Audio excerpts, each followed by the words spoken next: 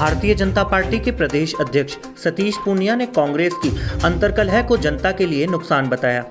वहीं बीजेपी में चल रहे घमासान पर भी अपनी बात रखते हुए पोस्टरवार को मीडिया की उपज बताया। तो वहीं पार्टी के विरुद्ध बयानबाजी पर सख्त रुख अपनाया है और कहा है कि इस तरह के बयानबाजी न सिर्फ पार्टी को नुकसान पहुंचा रही है बल्कि बयानकर्ता को भी इसका हर्जाना भुगतना पड़ सकता है।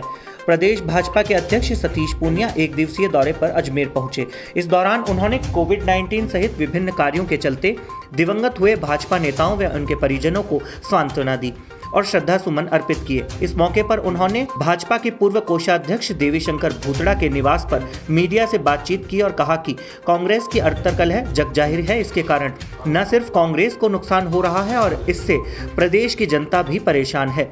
साथ ही उन्होंने कहा कि अंतर्कलह के चलते कांग्रेस के कार्यकर्ताओं को भी सम्मान नहीं मिल पा रहा है और वह खुद के काम नहीं कर पा रहे। साथ ही प्रदेश की कानून व्यवस्था पर भी सवाल खड़े किए।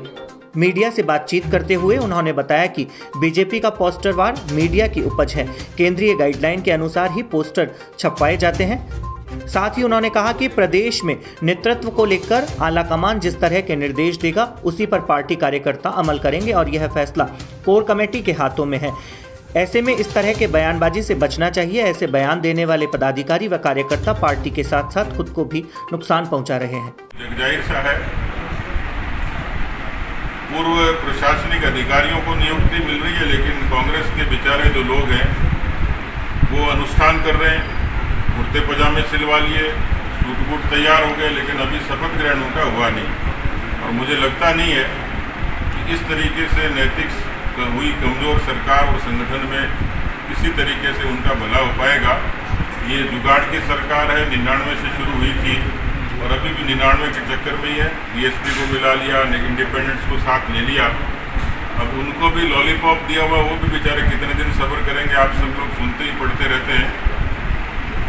तो ये राजस्थान का दुर्भाग्य है, पहली बार ये दृश्य देखने को मिला कि इस तरीके की सरकार, ऐसी कमज़ोर सरकार के कारण विकास के काम ठप हैं, कोरोना का कुप्रबंधन हुआ।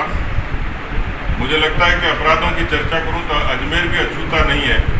राजस्थान में 8 लाख से भी ज़्यादा FIR दर्ज होना, उसमें महिलाओं और दलितों के प्रति सर्वाधिक अपराध होना, ये अपने आप में राजस्थान सरकार की फेल्योर को उजागर करता है। तो मित्रों, मसले और मुद्दे तो बहुत हैं। मैं यदि गिनाना शुरू करूँगा तो अजमेर में शाम हो जाएगी, लेकिन जो कुछ मेरे संज्ञान में थी बातें मैंने आपके समक्ष रखी हैं। धन्यवाद। अभी वर्तमान में अशोक गहलोत और सचिन पायलट के बीच खींचतान चलती है? नहीं, खींचतान ही नहीं, कुछ ज़्यादा ही चलती है। देखिए, इसके 2 कारण हैं। सीधे तौर पर ऐसा लगता है कि एक तो या तो कांग्रेस का आलाकमान कमज़ोर है या उस आलाकमान को इस बात का इल्म नहीं है कि, लेकिन हमारी चिंता दूसरी है। ये जब सरकार में आए थे 2018 में, तो 2 व्यक्तियों की महत्वाकांक्षाओं की यहाँ शुरुआत हुई और वो विग्रह तक पहुँची और इतना विग्रह हुआ कि 42 दिन सरकार को पूरी बाड़ाबंदी में रहना पड़ा।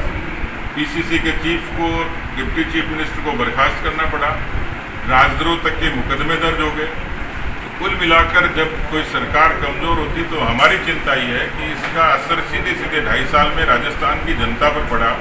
और जिस कोरोना के कुप्रबंधन की मैं बात कर रहा हूँ, इसी विग्रह के कारण जब सरकार कमज़ोर होती है तो रिलीफ नहीं दे सकती, राहत नहीं दे सकती।